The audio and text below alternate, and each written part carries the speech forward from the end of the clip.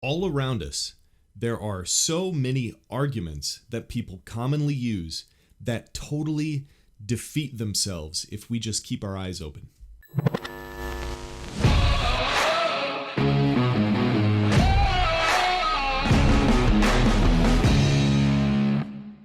Welcome back to Good Monsters. My name is Cody.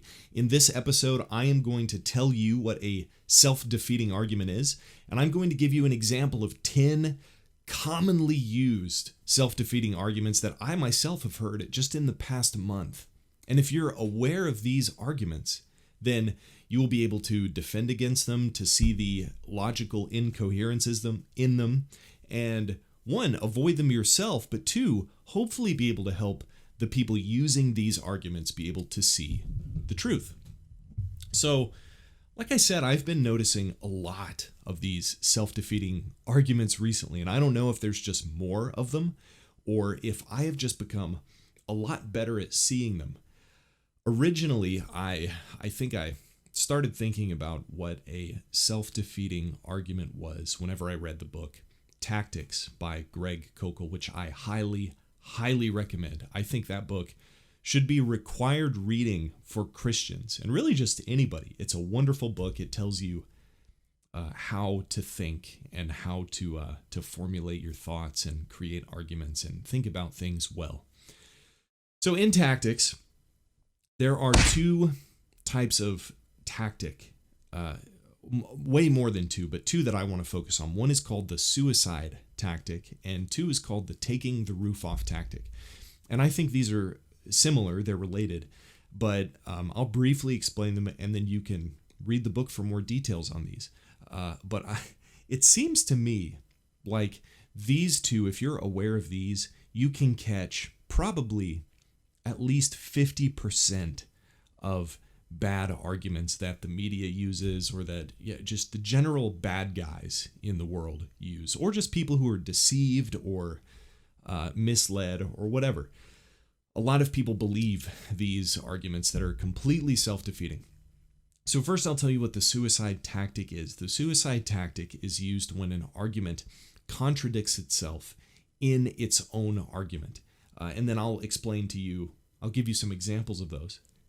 And then the taking the roof off argument is whenever there's not an implicit contradiction in the argument itself. But if you carry that argument to a conclusion, then it will lead to some kind of contradiction in some way, or lead to some kind of conclusion that the person won't really like. So both have to do with some kind of contradiction with what the person actually believes or within the argument itself. And I think these are very important things to be aware of. Also notice when I give you these 10 arguments and walk you through them and talk about why they don't make sense, I think in many cases, people might recognize the contradiction and they will just admit it. They'll say, yeah, that's how it is. And I think if you run into a situation where somebody just admits, yeah, there's a contradiction here, but that's how it is, you can't really talk to that person. It's hard at that point to continue having a conversation, and it probably won't be very fruitful. So just keep that in mind, that even if there's a contradiction, and if the person you're speaking with actually sees it, they might just bite the bullet and say, yeah, yep, it might not make sense, but that's what I believe. My truth matters more than the truth. So here are the 10 arguments that I've literally heard these arguments probably all in the past month in various places, either in person or on Twitter or YouTube or whatever. So the first argument is this, and these will be across a spectrum of things. It will be political, it will be religious, it'll just be common logic. But think about all these, and I'll walk you through why they don't make sense, but also feel free to pause the video after I give you each argument and think, how does this contradict itself? One, does it contradict itself in the sentence itself? And if it doesn't, think about some possible contradictions that it could lead to if you apply this argument consistently across the board. So here they are. Number one, white people need to be accepting of other people, regardless of their skin color. Now, some of these are going to be easier than others. And I think this is kind of a hard one because it sounds like a good thing. Like, well, yeah, well, of course. Everybody needs to be accepting of each other regardless of their skin color. But I think there are a couple of problems here. One, there's a contradiction, and the contradiction is this. To not accept what a white person is doing regarding their skin color is to defeat your own argument and say white people should accept other people regardless of their skin color, but I'm not going to accept white people if I think they're not accepting of other people regardless of their skin color. Do you see the contradiction? Now, the second issue with this, to carry this a little farther, is that I don't grant that it's good to accept everyone, depending on how you define accept, regarding their skin color or not. It's okay to not accept certain people. If someone is doing something wrong, you do not accept that. If there is a person who's doing something evil or immoral, you do not accept that. And I think the definition of accept in our culture right now means to be okay with whatever they want to do. And that just does not fly in reality. But in our culture, we want to think, well, yeah, we should accept everybody regardless of our skin color. But we have to ask the question, accept what about them? What are we accepting exactly? Are we accepting their value as a human being? That's good. Everybody has the same value as a human being, regardless of their skin color. But morally, there are certain things that we should accept and not accept, regardless of their skin color. So that's argument one. Argument two, people shouldn't have the right to take away women's right to abortion. Do you see the contradiction there? The argument is that women have a right to abortion and that people should have no right to try to take away that right. So again, there's two problems with this, but the inherent contradiction is that the person arguing this is trying to take away a person's right to disagree. They're saying people shouldn't have the right to take away women's right to abortion. But if someone has a right to disagree, and we all know that we do, to argue this is to want to actually take away another person's right. Now, again, like I said before, you can admit to the contradiction, and a lot of people who actually are going so far as to argue this will admit the contradiction, and they'll say something like, yeah, women's right to abortion is more important than your right to disagree. You don't actually have the right to free speech because I label that hate speech, and I don't think you have a right to hate speech, and women's right to murder their baby is far more important than your right to free speech. But hopefully you see that this actually contradicts itself and it falls apart very quickly. But the second problem with this argument is that women don't actually have a right to abortion. So the person arguing this is actually trying to take away an actual right from a person, which is free speech, which is the right to disagree with something and the right to want to do something about it. Because the value that they have, the perceived right that they think women have to kill their babies if they want to, is more valuable than your right to free speech. And that's just not true. Argument three, to not allow abortion is to oppress women. To not allow abortion is to oppress women. So again, there's the problem in this that was with the previous argument, which was women don't actually have the right to abortion. So it's not really oppressing them at all. But let's just grant that premise. There's still a contradiction in this argument. It defeats itself. If somebody says any of these arguments, you automatically know it's not true. It doesn't make sense. You need to be talking about something else. The problem is this. When you say to not allow abortion is to oppress women, what if a woman wants to not allow abortion?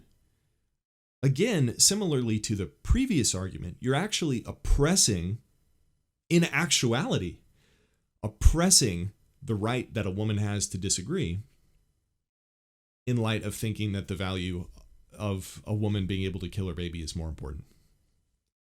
To not allow abortion is to oppress women, but actually to say this is to oppress women, and it's to oppress other people who disagree with abortion. It is to actually oppress them. Here's another one. Here's a less political one, but it's also very political.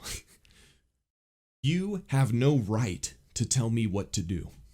You have no right to tell me what to do.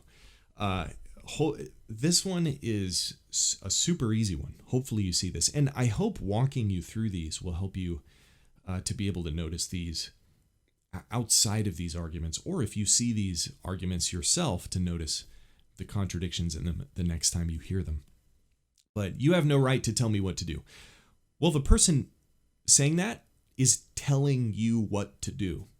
The person who says you have no right to tell me what to do believes that they have the right to tell you what to do. So to that you can say, do you have the right to tell me what to do? And they would say, of course not. Nobody has the right to tell anybody what to do. And then you can say, well, why are you telling me what to do? Why are you telling me not to tell you what to do? It's self-defeating.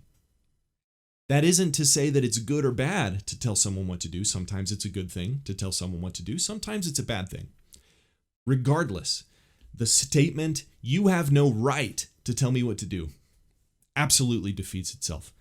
And this is one of the mantras of our culture right now. You have no right to tell me what to do. Unless you're the government, and then you have every right to tell us what to do. Weird. That also kind of defeats itself, doesn't it? Here's another one. Just heard this one yesterday, in fact. We can't understand what the Bible actually means. Self-defeating argument. We can't actually understand what the Bible means. So if somebody argues that we can't actually understand what the Bible means, they are claiming to know something about the Bible while saying that we can't know this about the Bible. They're claiming to know what the Bible means. Do you see that? They're saying you can't know what the Bible means, but I can. And I know that you can't know what it means. It's self-defeating. It doesn't make sense. So where the argument needs to go is, well, what does the Bible mean? Is this passage clear? Is this understandable or is it not? Can this be interpreted in multiple different ways reasonably? Or do I just not like what the Bible means and I'm inventing some kind of definition or disregarding it entirely, even though it has an obvious message? Number 6, you're not being very winsome because I don't like your tone. Do you see the inherent contradiction there? To be winsome, to be attractive to somebody based on your tone is, to this person, a good thing. And yet, they are telling you that they don't like your tone, presumably in a way that's not very winsome or in a good tone to you. Because to tell somebody that you're doing something that they don't like isn't very winsome, is it?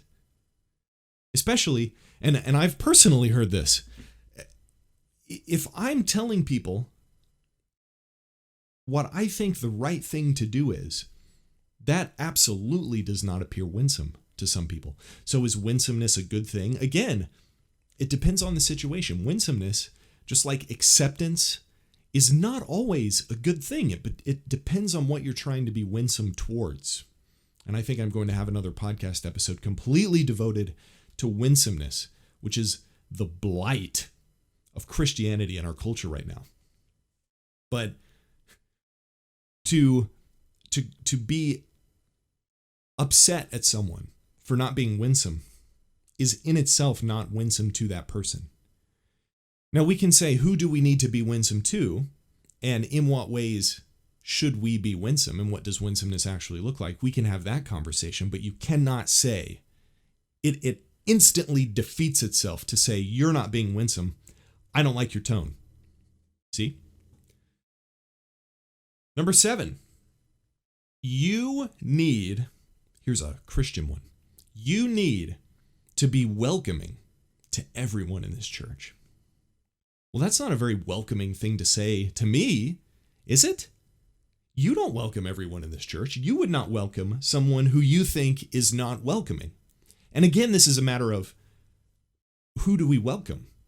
Because welcoming, we think in our culture, we think this is, of course, always a good thing. It's good to welcome people. But it depends. Just like acceptance, just like being winsome and attractive, there is a time and a place and a right way and a wrong way to do it. And so to say that you need to be welcoming to everyone in this church not only defeats itself because you're not being very welcoming to the person that you're saying it to, but it defeats itself in reality because being welcoming isn't this objective value. There are people worth being welcoming to. There are people worth not being welcoming to. Number 8, you need to be tolerant of everyone, regardless of their sexual preferences. Again, hopefully you're seeing the pattern by now. You need to be tolerant of everyone is not a very tolerant thing to say. It doesn't matter what a person's sexual preference is or not. This person thinks tolerance is very important, and they're not being very tolerant. But again, tolerance is one of those values that is good in some ways and not good in some other ways. We need to be tolerant. We need to tolerate good. We need to tolerate just means to allow it to exist. We need to tolerate good things. But we should not allow the existence of certain kinds of evil, which incidentally is what this person is doing to you because they think what you're doing is evil if they perceive you as not being tolerant to people based on their sexual preference. But in reality, they are also not being tolerant. And so the answer is, well, it's okay to not be tolerant. So let's now talk about, I mean, if you can have a conversation with a person like this, let's talk about what is tolerable. Let's talk about what is good and what is evil. Number 9. Here's a super easy one. You can't go around criticizing people.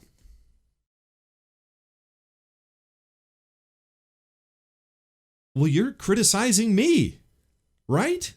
You can't just go, oh, I should have said it. Here's a better one.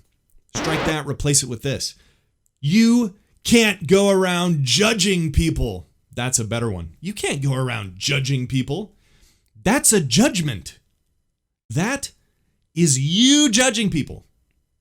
That's what Jesus would call a hypocrite. That's what common sense would call a hypocrite. To say you can't go around criticizing people. You can't go around judging people. That is both a criticism and a judgment.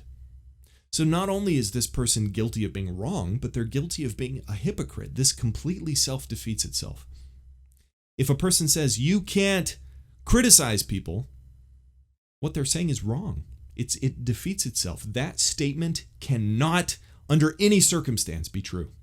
To say you cannot judge people cannot under any circumstance be true because that is a judgment on you saying that you're judging people. See? And number 10, much like all of the others, this is one I hear all the time. You can't offend people. Offending people is bad. I had a conversation with someone about this one time. And it was rather offensive, incidentally, that they would say that to me, right? You can't go around offending people. Offending people is bad. First, the self-contradiction is that statement in itself is offensive to the person who you claim is offending someone. But again, there is a right way to offend people and there is a wrong way to offend people. So it's not that offending is wrong. It is that how you are offending and in what context. And is it worth it? Because it is very worth it to offend people a lot. Hey, here's a bonus one. The answer to this is, well, Jesus offended people. How about this for a self-contradictory statement? Well, you're not Jesus. And neither are you to tell a person that they're not Jesus. What? That defeats itself. Not only is it just biblically untrue, because that implies, well, you shouldn't be imitating Jesus Christ. But another problem is with it that person believes that they have the right to pick and choose which parts of God you imitate and which parts you don't, which sort of in a way is to elevate themselves above God himself and his word, which says imitate Christ, right? That's a bonus one for you. So anyway, hopefully you see the inherent self-contradictions in these arguments. Those were just 10. There are many more. There are many more on totally different subjects. There are self-defeating arguments regarding abortion, religion, gun control, violence, values, sexuality, sexual identity, all of it. They're everywhere. And if you start seeing some of these, I promise you will see more. And if you train yourself to see these self-defeating arguments and pick up tactics, then it will make you a much better thinker.